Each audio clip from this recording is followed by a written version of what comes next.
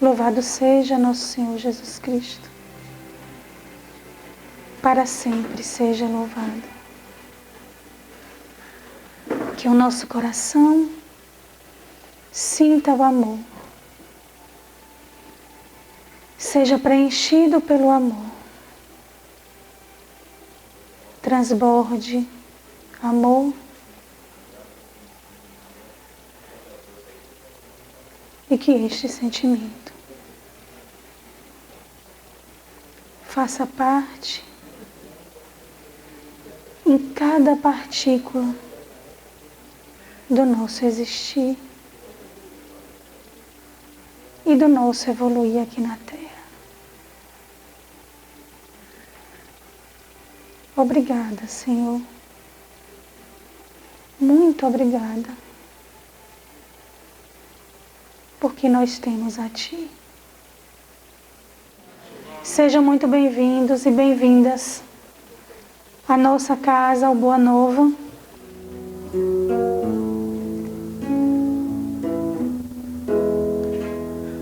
Presentemente eu posso me considerar um sujeito de sorte, porque apesar de muito muso, me sinto são e salvo e forte. Eu tenho comigo pensado, Deus é brasileiro e anda do meu lado. Assim eu só posso sorrir do ano passado. Eu tenho sangrado demais, eu tenho chorado pra cachorro. Ano passado eu morri, mas esse ano eu não morro. Ano passado eu morri, mas esse ano eu não morro.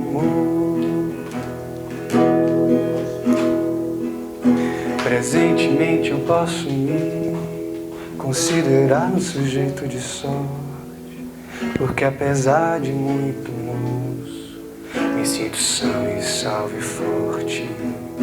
Eu tenho comigo pensado, Deus é brasileiro e tá do meu lado. Assim eu só posso sorrir do ano passado. Eu tenho chorado demais, tenho sangrado pra cachorro. Ano passado eu morri, mas esse ano eu não morro. Ano passado eu morri, mas esse ano eu não morro.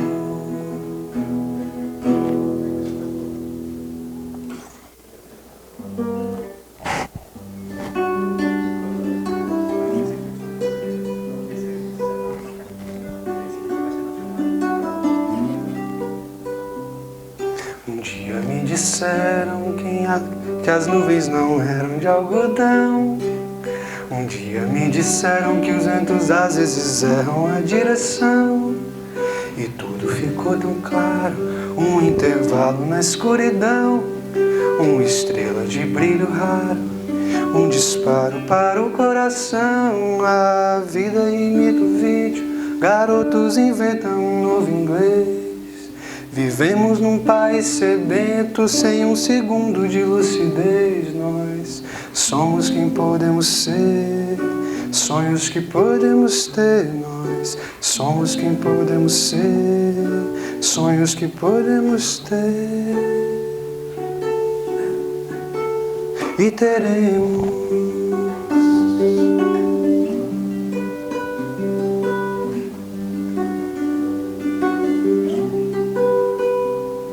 Um dia me disseram que as nuvens não eram de algodão. Sem querer eles me deram as chaves que abrem essa prisão.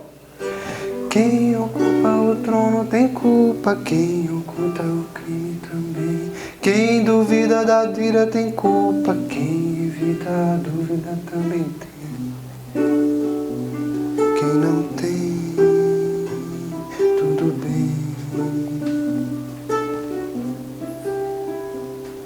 Somos quem podemos ser, sonhos que podemos ter. Nós somos quem podemos ser, sonhos que podemos ter. E teremos. Ok, boa noite, gente. Eu vou falar um pouquinho de besteira aqui para poder eu me acalmar, viu? Porque eu aqui sou neófito hoje. Depois de mais de 2 anos já sem nenhum encontro presencial, então a gente está começando tudo de novo, né? Eu tenho participado de algumas lives da casa que eu trabalho, né? E algumas outras casas amigas que às vezes nos chamam, mas presencial já tem mais de 2 anos que não acontece, né? Então sou agradecido ao Boa Nova por essa oportunidade nesse momento. Agradecido mais ainda pelo tema que me deram, né? Quando o Neto me ligou, fiquei muito feliz com a ligação dele, não pensei 2 vezes, digo aceito. Mas quando ele me disse o tema, foi algo que para mim é bastante novo, dentro da ótica, da perspectiva que me foi dada. Eu tive que estudar um bocado e acho que não aprendi muito. Então, não se deu umas escorregadas aqui, trouxe uma escola aqui, não sei como vai funcionar.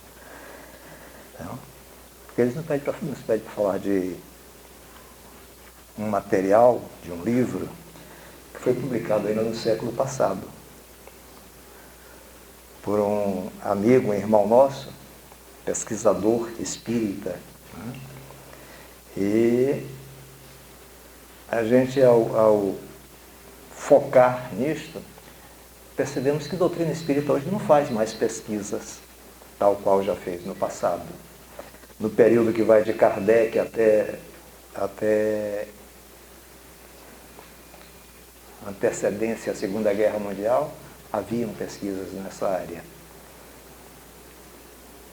A Segunda Guerra Mundial calou os movimentos espirituais e pós-guerra já foi um período que foram surgindo várias publicações e nós nos voltamos para os livros, para as teorias, e os exercícios práticos ficaram bastante resumidos.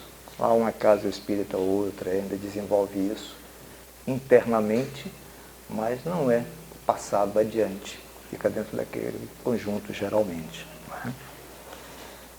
Eu imagino pelo trabalho que vem sendo feito pela casa, né, nessa divulgação da obra de nosso irmão Ernesto Bozano, que alguns de vocês que acompanham regularmente esse trabalho da casa já estão cansados de ouvir falar dele, mas eu tomei a liberdade de querer falar dele novamente. E aí peço perdão àqueles que já escutaram antes sobre isto, né, pelo meu abuso. Como eu disse, tive que estudar muito, não aprendi muita coisa. Eu li muito, mas não aprendi muito. Então, como eu disse, vim com colas. E uma delas é a biografia dele. Tentarei ler um pouquinho rápido, para não tomar muito nosso tempo, mas ela tem a ver com o que a gente vai falar na sequência, né? Nascimento dele 9 de 62, em Gênova, na Itália, né? Desencarnou em 43. Foi professor em Turim durante sua vida. Profissionalmente, era um filósofo, né?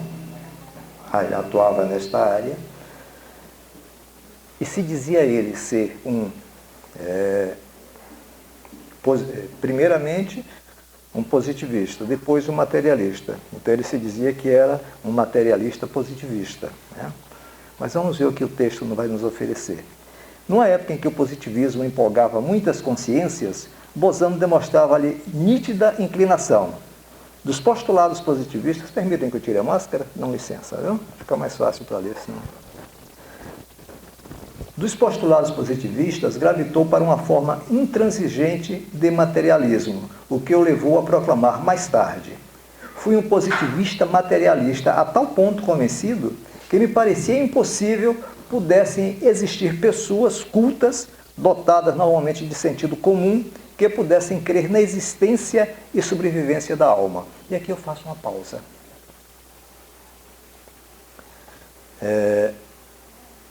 A ideia de Bozano naquele instante, o entendimento dele, ele não via lógica em uma pessoa culta, um intelectual, se voltar para coisas espirituais. Pensar em reencarnação, vida após a vida, era estranho isso para aquele homem naquele momento. Assim como é hoje, para muitos daqueles que caminham conosco. Muitos de nós que aqui estamos neste momento, já passamos por essa fase também. e não sei se hoje aqui, mas muitos que frequentam casas espíritas hoje, eventualmente, ainda trazem essas ideias contrárias consigo.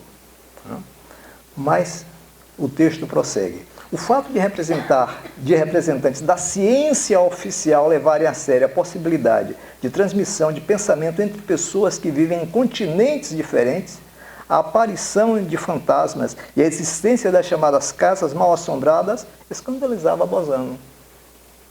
Quantos de nós não acham estranho quando alguém nos diz que está vendo vultos, que está vendo pessoas, que está ouvindo coisas, e a gente diz como?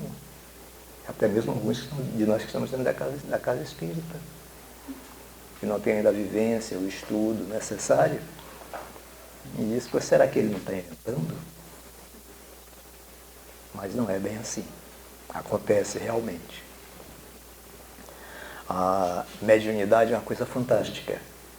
E nos ensina a doutrina espírita, através do livro dos Espíritos, que todos nós, encarnados, somos médios, sem exceção. Entretanto, em alguns apenas, aflora efetivamente essa mediunidade. E nós vamos ver, dentro desse contexto de hoje, que tem pessoas que precisam de um tempo maior para isto, mesmo estando dentro de uma casa espírita. Na casa que eu trabalho, por exemplo, trabalhamos com uma pessoa aproximadamente uns 6 anos, ela frequentando regularmente os trabalhos da casa, para que aflorasse a psicofonia dela. Ela tinha algumas percepções, algumas coisas, mas não conseguia dar voz à espírita. E temos outros casos em proporção de tempo menor que acontecem lá. Não? Então, é um fato natural isso. Eu costumo dizer que não existe faculdade para formar médiuns. Casa espírita não faz nenhum de nós médium de clarividência, de audiência, de psicofonia, nada disto. Não é o prédio que faz isso. São qualidades que eu trago em mim e que vão aflorando de acordo com o nível de responsabilidade, do compromisso que eu tenho para com minha mediunidade. Não é só querer, é compromisso. Doutrina espírita, casa espírita, para quem crê realmente, quer vivenciar, é compromisso, é responsabilidade. Eu não posso ter casa espírita como a área de lazer que eu vou de vez em quando quero, quando tenho tempo, quando tenho vontade, não. Se eu pretendo ser espírita, eu tenho que ter compromisso com aquilo que eu faço dentro da casa espírita. Eu posso ser aquela pessoa que fica na porta, abrindo a porta para as pessoas entrarem, posso ser aquele que faz a limpeza, mas eu tenho que ter compromisso, tenho que ter responsabilidade com aquilo que eu faço. Tenho que ter por base aquilo que a doutrina nos ensina de fazer bem feito aquilo que eu faço, dar o melhor de mim em tudo aquilo que eu faço. Mas o texto prossegue. Somente após ler diversas outras obras é que Ernesto Bozano resolveu dedicar-se com afinco e verdadeiro fervor ao estudo aprofundado dos fenômenos espíritas, fazendo por meio das obras de Allan Kardec, Leon Denis, Gabriel Delany, William Crookes e outros.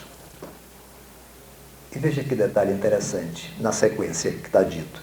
Como medida inicial para um estudo profundo, Bozano organizou um grupo experimental do qual participaram muitos professores de universidades de Gênova. Ele não entrou aleatoriamente no processo. Ele leu aleatoriamente, foi formando ideia, e quando ele entendeu que aquilo tinha um propósito, assim como Kardec havia entendido no século anterior, ele firmou a ideia de aprofundar esse estudo. E formou um grupo para trabalhar com ele.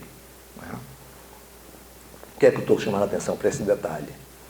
Às vezes eu chego na casa espírita, eu quero ser trabalhador, quero ser médium, mas não quero participar de um grupo de estudo.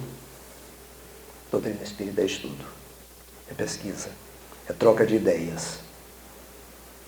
Ninguém aprende doutrina espírita Eu tenho visto, no meu pouco tempo de doutrina espírita, eu tenho visto muito médium, eu costumo dizer, apanhando de si mesmo. Porque aflora a mediunidade, e se a pessoa não estudava antes, depois que estuda, que aflora, não quer mais estudar, acha que não precisa. Porque já é médium, já dá voz ao espírito, tem um orientador da casa que fala através dela, e para que ela vai estudar? Engano, equívoco.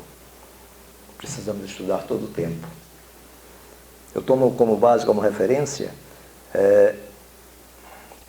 nós temos o hábito lá na unidade que nós servimos, todos os trabalhos, sem exceção, iniciamos com leitura do Evangelho. Isso é opcional. Né? Porque eu estou chamando a atenção disso. Nem todas as casas agem assim. A nossa tem como opção fazer desse jeito. O que é que eu acho interessante? Muitas das vezes, dentro de uma semana, nós abrimos o Evangelho aleatoriamente e abre a mesma mensagem.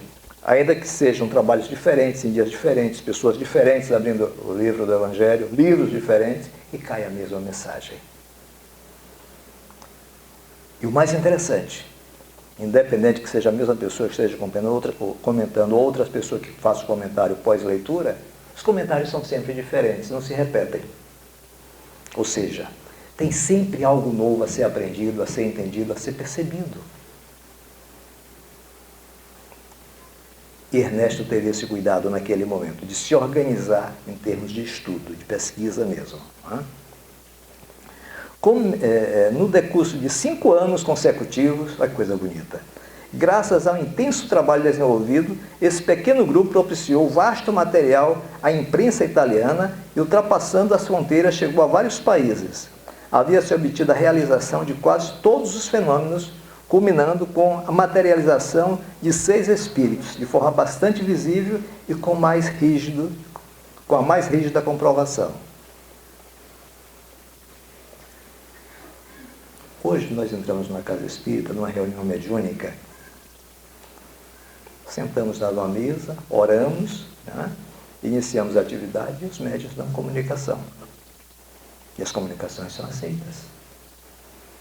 Chico chegava numa assembleia, bem mais ampla do que a nossa nesse instante, né? Apinhado de pessoas, sentava-se, mediunizava e começava a psicografar, dando mensagens para pessoas presentes. E não há nenhuma desconfiança em relação aos que fazem esse trabalho nos dias atuais. Mas naquela época, esse trabalho de pesquisa, a médium ou as médiuns, que geralmente mulheres, que se colocavam à disposição para fazer esse trabalho, para elas darem as comunicações, tinham que ser analisadas. Algumas eram despidas para ver se não havia nenhuma fraude. E depois disso, eram presas, amarradas em cadeiras. Ficavam em urnas separadas, amarradas. E pessoas em volta para que não houvesse fraude. Para terem certeza que não havia fraude. Nos dias de hoje seriam situações altamente constrangentes. Mas naquela época foi um processo natural. E deixou bons frutos para cada um de nós que hoje podemos falar da doutrina com a liberdade que nós temos e com essa base científica que vem lá de trás. Não é por acaso que a doutrina espírita é ciência, filosofia e religião. A filosofia e a religião estão a todo vapor nos dias atuais. Mas o que eu disse no começo, a parte científica hoje já não tem a mesma energia que teve em momentos pretéritos. Mas tudo de acordo com o momento. Nós formamos uma base de conhecimento e a partir desta base de conhecimento gerou um nível de confiança e quando nos chega uma obra de um autor, de acordo com o autor, a gente já automaticamente confia. E aqueles que a gente não confia, a gente vai ler e ver o conteúdo e com a base de conhecimento que tenhamos a partir do nosso estudo, vamos saber se aquela informação tem um fundo de verdade, de lógica, de razão, a partir dos princípios da doutrina espírita. Mas prosseguindo a leitura, Dentre as mais de 35 obras escritas, né, e aqui eles nos dão uma relação de diversas obras do nosso irmão Ernesto. Não? Eu não vou citar as obras, né? Vou pular para o espaço seguinte. Um fato novo, sempre tem um fato fundamental na história da gente. Um fato novo contribuiu para robustecer a sua crença no Espiritismo. A desencarnação de sua mãe em julho de 1912 serviu de ponte para a demonstração de sobrevivência da alma. Bozano realizava nessa época sessões semanais com um reduzido grupo e com participação de famosa médium, realizando uma sessão na data em que se marcava o primeiro ano da desencarnação de sua genitora. A médium escreveu umas palavras num pedaço de papel, as quais, depois de lidas por Bozano, o deixaram assombrado.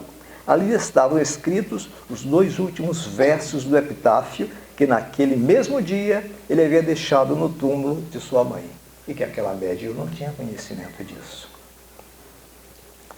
Ou seja, sempre tem um fato novo. Para Bozano, foi esse evento no aniversário, no primeiro aniversário do desencarne de sua mãe. Aí a gente tem Paulo lá na cidade de Damasco, a gente tem Zaqueu lá subindo no sicômoro e tem o seu dia de realização. Temos Pedro, né, quando o galo canta da terceira vez, ele percebe que negou Jesus conforme Jesus falara. Temos Maria Madalena, quando é levada até ele por aqueles homens com as mãos cheias de pedras para apedrejá-la. Cada um de nós temos um momento de percepção. Quando foi o meu momento? Quando foi ou quando será o momento de cada um de vocês? Todos nós temos um momento de perceber, de entender. Porque a questão não é o Espiritismo. Por que existem pessoas ditas ateus, que dizem que não creem em Deus, mas que são extremamente generosos, caridosos, amorosos? Isso é que faz a diferença. O sentimento que eu venho a nutrir por aqueles que caminham comigo, independente das circunstâncias. Então, religião, para mim, é só muleta. Eu, Félix, por exemplo, eu acho que se eu não tivesse essa muleta, eu andaria por caminhos bem mais tortos do que eu já ando nos dias atuais. Escorregaria bem mais vezes do que o que eu escorrego hoje. Então, eu preciso dessa muleta. E gosto dela, confesso a vocês. Não? Mas Bozano foi além disso. Não? E aí a gente vai começar a falar um pouquinho mais de perto sobre a obra dele. E ele foi além disso. A partir daquele grupo, ele tinha uma médium que trabalhou com ele há algum tempo. Entendeu? Eu não sou muito bom de inglês, me perdoe, viu? Então eu vou aqui soletrar algumas coisas nessa área, mas não. O nome da senhorita Florence Koch. Essa moça começou a trabalhar com ele com 18 anos. Depois casou-se e aí passou a ser conhecida como Elgie Corner. E essa pessoa recebeu um espírito chamado Katie King durante 3 anos. E era um espírito equilibrado que dava comunicações confiáveis ao longo do tempo, porque dentro das informações que ela dava, eles iam buscar as fontes e batiam as informações dadas. Apesar de que esta moça, enquanto encarnada, ela foi filha de um corsário. Traduzindo uma palavra assim um pouquinho mais grosseira, era um pirata dos mares. Mas ela, espírito, se estudou, se preparou e tornou-se um espírito capaz de dialogar, tratando das coisas de formas sérias, de formas verdadeiras. Cumprida a missão desse espírito na ligação terrena, material, essa mesma médium passou a dar voz a um outro espírito. Era uma mulher argelina, que foi bailarina, dançarina. Essa médium trabalhou com esse espírito durante uns 10 anos.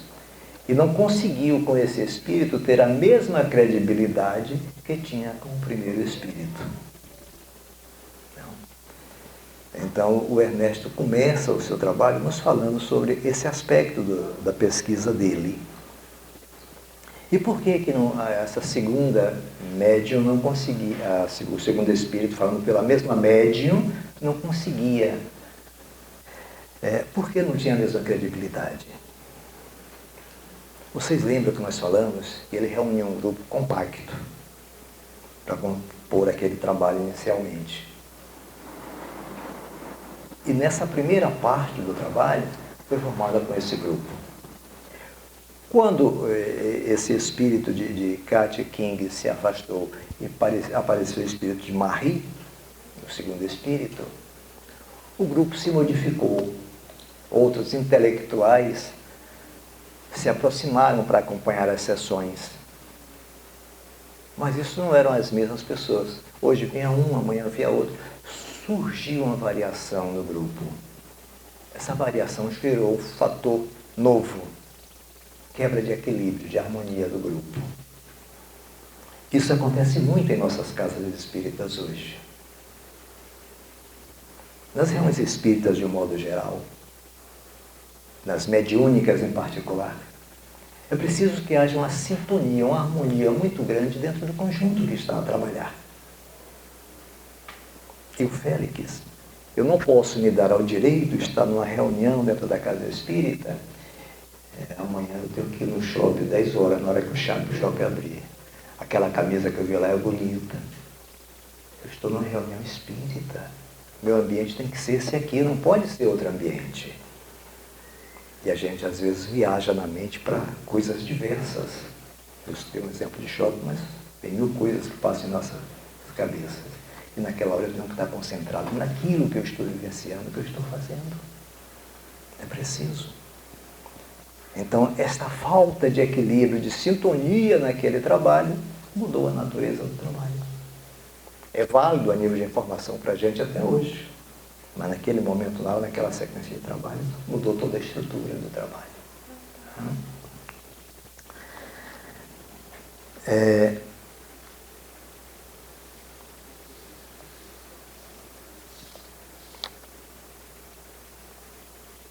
Independente desse aspecto de equilíbrio, de sintonia, tem outro fator importante dentro do trabalho também.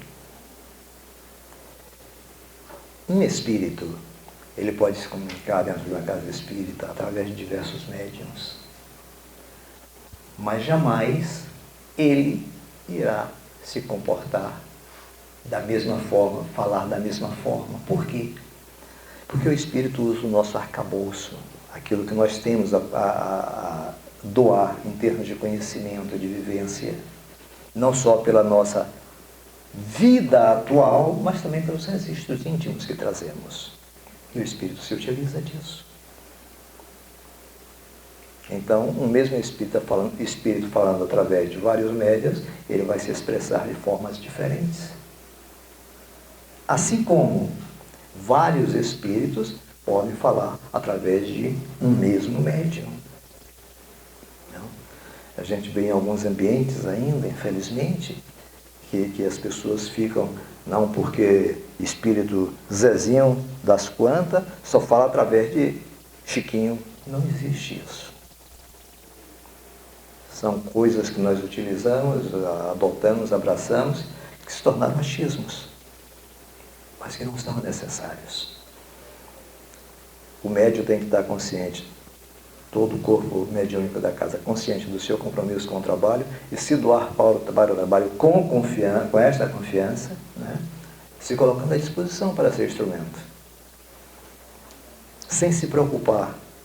Exatamente, ele tem que ter a vigilância, com o espírito que se aproxima, a energia, a vibração, mas não se preocupando com o nome de espírito. Espírito não precisa de nome. Alguns que nos dão nomes é referência para nós encarnados. Não? Mas, por exemplo, vamos considerar um Bezerra de Menezes que é muito popular.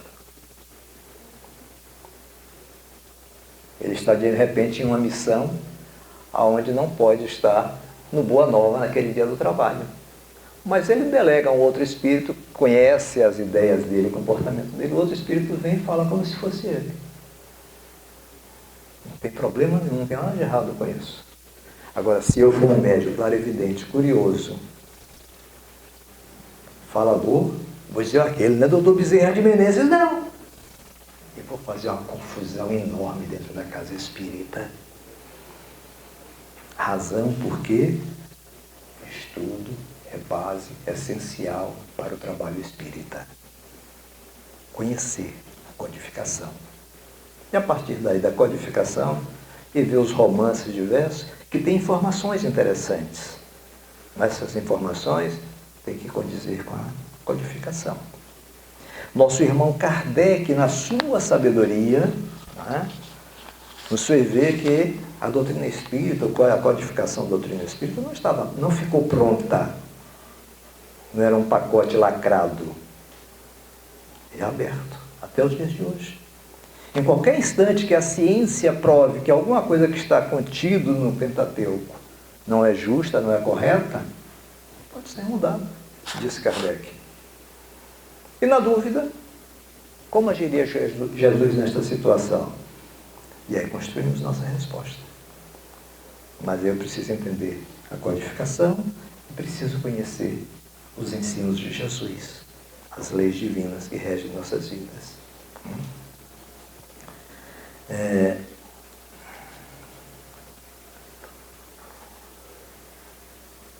Passado todo esse período de pesquisa de Bozano, né, quando já convicto do que ia fazer,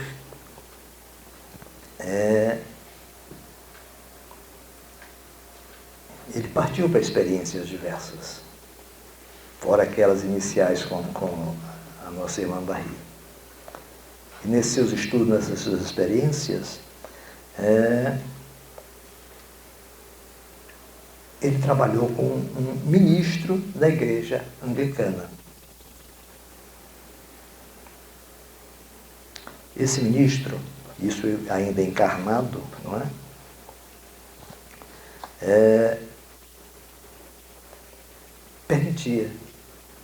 Permitia-se conversar com espíritos através de médium. E deixou um material vasto que Bozano teve acesso, né?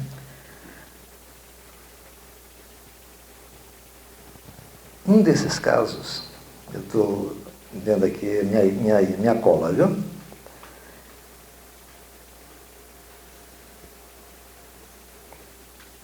Um desses casos, aquilo que nós falávamos há pouco, do tempo do médio de aprendizado, uma senhora Gibson, semanalmente, seu filhinho de 3 anos no colo, sentava-se na casa espírita, fazia o seu trabalho.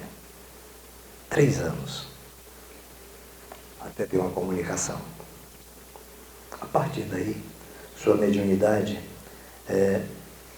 desenvolveu e seguiu adiante. Por que eu volto a tocar nesse assunto? O adestramento é importante para aquele que já tem a mediunidade sinalizando afloramento. Esse afloramento acontece dentro da casa espírita.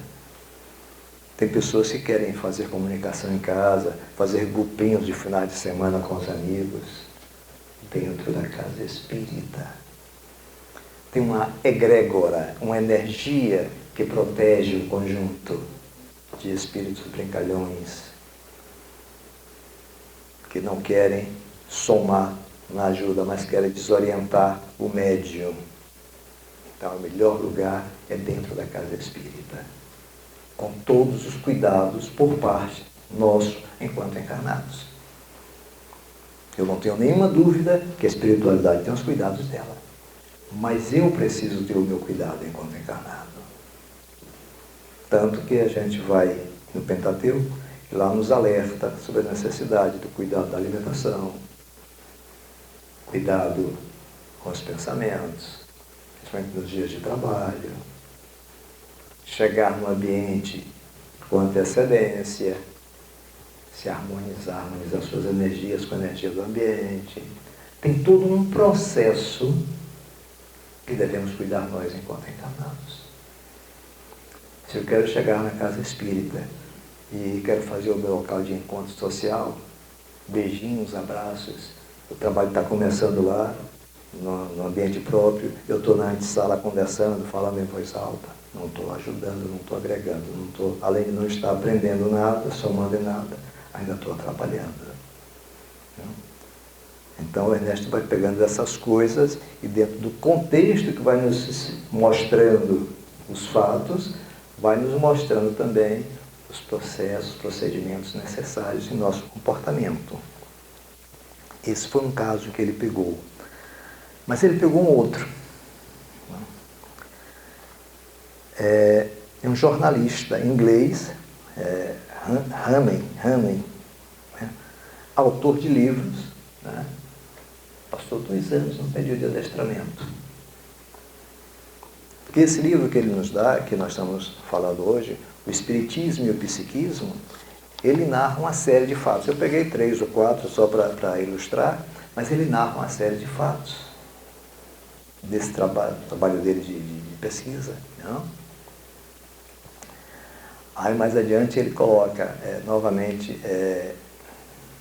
o reverendo colocando, senhorita Moore iniciou a pesquisa com essa moça em 1917, com experiências psicográficas que lhe despertaram a atenção e interesse. Perseveraram por quase 1 ano até ter comunicação de voz. Ou seja, ele pega diversos casos mostrando que isso varia de pessoa para pessoa, não são todos iguais. Eu já tive caso, e não foi um só, da pessoa vir na casa espírita pela primeira vez, trazida muitas das vezes, e já chega dando comunicação. Não conhece nada de doutrina espírita. Alguns são evangélicos, alguns católicos. Não conhece nada, já chega dando comunicação.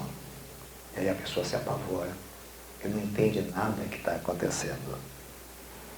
Mas quando tem boa vontade, é fácil da gente gerenciar isso. Não? Então, cada um tem tempo, tem um momento, tem uma maneira de acontecer. Mais adiante ele nos dá um outro caso, o Dr. Baker, médico renomado, e atendeu a cliente já em fase terminal. Trabalhou com ela alguns meses. Conversava sempre com ela, preparando ela para essa passagem. E ela disse a ele o seguinte, que se existisse alguma coisa do outro lado, que ela voltaria para dizer para ele. E aí transcorreu um período de tempo, e esse Dr. Barker estava em sua residência e de repente percebeu um vulto. E ele se assustou, achou parecido com aquela cliente dele, paciente dele, mas se controlou, o vulto sumiu e ficou quieto. No outro dia, no trabalho na casa espírita, ele dá presente. E aí, aquela cliente, através do médium, psicografou uma mensagem. Eu não lhe disse que eu voltava.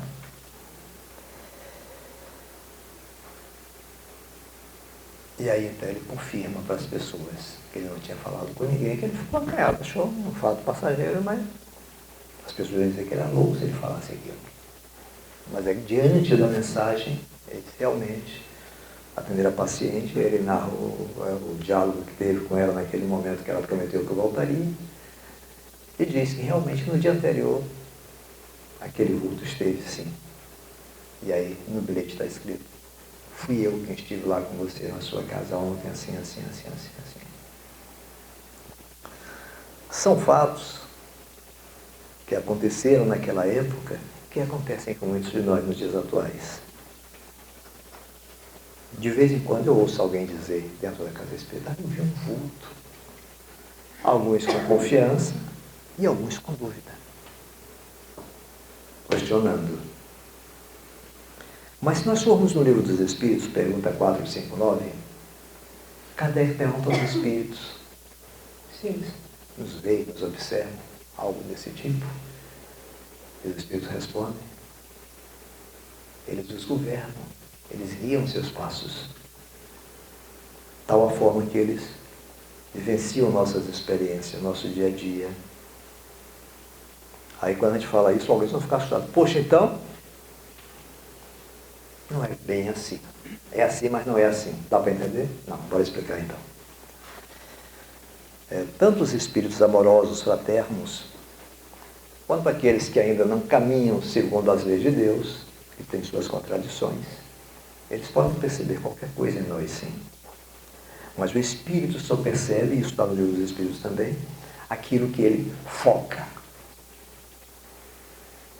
Ele só percebe aquilo que ele foca. Isso tanto faz parte de um espírito de luz, como um que ainda não aprendeu a amar. Então, quando eu chego numa casa espírita que vou para um tratamento,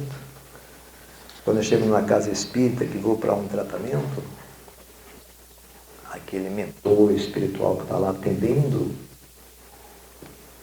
ele entra na história de Félix em função daquilo que demanda atendimento naquela hora.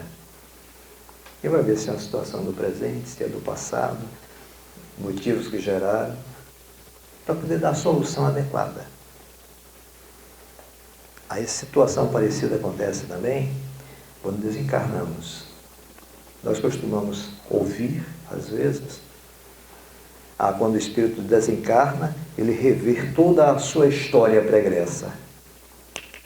Não. Cada um vai perceber de acordo com as suas possibilidades de gerenciar a informação que recebe. Eu acho que se eu sair desse corpo aqui e for ver toda a minha história passada, eu vou me perder de novo. Eu prefiro não ver. Não?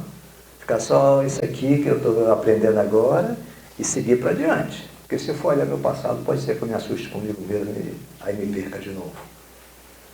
Então cada um tem uma capacidade. Na vida material, profissionalmente, cada um tem uma condição. E dentro daquilo que faz, se diferencia de outros profissionais da mesma área. Com o espírito é parecido. Cada um tem a capacidade de gerenciar a sua própria vida. Sentimento. Nós somos sentimentos. E assim como eu tenho que oferecer bons sentimentos, sou capaz de perceber os sentimentos do outro. Na matéria temos as travas do corpo, mas enquanto espíritos libertos do corpo, não tem trava. A gente sente e percebe o outro naturalmente. Me avisaram aqui que daqui a pouco eu tenho que fechar o microfone. E eu doido para falar com vocês a noite toda. Entendeu? Trouxe 50 laudas, cheguei na terceira agora, veja só. Eu tinha cola, né, para a gente começar a noite toda. Mas vou aproveitar esses minutinhos finais para abordar um tema importante tratado pelo nosso irmão Ernesto. A gente falou que ele foi filósofo e depois se voltou, né, a partir dos seus conceitos positivistas, materialistas, se voltou para a espiritualidade. Dentro do processo filosófico, ele estudava profundamente a metafísica. A partir do entendimento espiritual, ele se aprofundou na metapsíquica, analisar o psique das pessoas. E através disso aí, ele desenvolveu um estudo sobre telepatia, em diversos aspectos, diversos momentos. Identificou não só a possibilidade da telepatia entre encarnados, como a possibilidade também de telepatia de encarnado para desencarnado. Mais ainda, teoricamente a telepatia é de pessoa para pessoa direto, e nem sempre. Pode ser via terceiros. Serem duas pessoas que não se conhecem, mas por uma conexão espiritual, o terceiro identificar alguma coisa em nós que faça esse canal de ligação. Então, é um autor. Entendeu? E aqui eu vou fazer um meia-culpa agora, que eu não tinha lido, eu tive que estudar um pouquinho, é verdade. E gostei. Eu falei um pouquinho da parte prática da vida dele, né? Eu queria mais tempo falar de telepatia, dentro daquilo que ele mostra. Não? Mas fica a dica. Peguem Estudem isso. Ele fala temas diversos. Como a casa fez um trabalho bonito esse mês, falando cada mês sobre um aspecto da vida dele, entendeu? Mas ele tem livros que eles falam, por exemplo, sobre a apometria, né? Que é o fato de pegar-se um objeto qualquer e através daquele objeto se viajar. Né? É um estudo muito precioso que ele tem, não está nesse tema de hoje, mas faz parte. Né? Ele fala sobre o processo de um médium falar em várias línguas. A pessoa não conhece nada, mas falar em várias línguas são processos interessantes. Então ele deixou um trabalho muito rico, muito vasto para nós, que vale a pena ser visto. Não vou dizer que é uma leitura agradável, como o livro da Luluzinha, ou outros livros infantis. Uma leitura que exige concentração. Às vezes você lê uma coisa, vai lá adiante, aí volta para ler de novo, pelo menos comigo. Precisei desse artifício para ver aquilo que eu estava lendo, para entender. Mas são obras valiosas, não uma obra, são obras valiosas. Como nós vimos, ele deixou 35 livros. E vale a pena ler, tá bom? Vou ficar devendo. Agradeço a vocês pelo carinho, pela paciência que tiveram comigo até esse instante. Eu agradeço a casa pelo convite. Espero poder voltar mais vezes. Como eu falei, sou neófito aqui pós-pandemia, mas é uma casa amiga e a gente está sempre tendo a oportunidade de estar juntos. Fizemos isso muitas vezes antes da pandemia. Que Jesus nos abençoe a todos. Muita paz.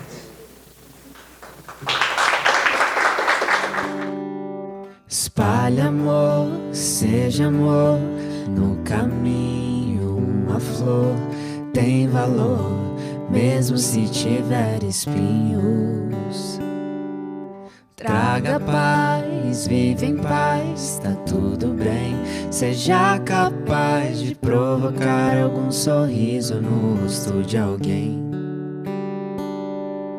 E se a vida te convida pra dançar num ritmo descontrolado e injusto, respire fundo, deixe seu coração de janela aberta, deixa ser desperta e sinta o gosto do muito ou do pouco.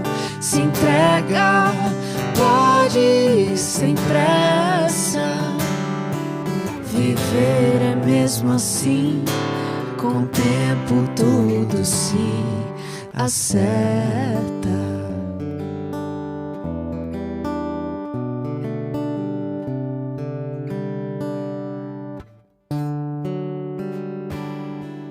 Espalhe amor, seja amor, no caminho uma flor tem valor, mesmo se tiver espinhos. Traga paz, vive em paz, tá tudo bem. Seja capaz de provocar algum sorriso no rosto de alguém. E se a vida te convida pra dançar num ritmo descontrolado e injusto, respire fundo, deixe seu coração de janela aberta, deixa ser desperta, sinta o gosto do muito ou do pouco. Se entrega, pode ir sem pressa. Viver é mesmo assim, com o tempo tudo se acerta.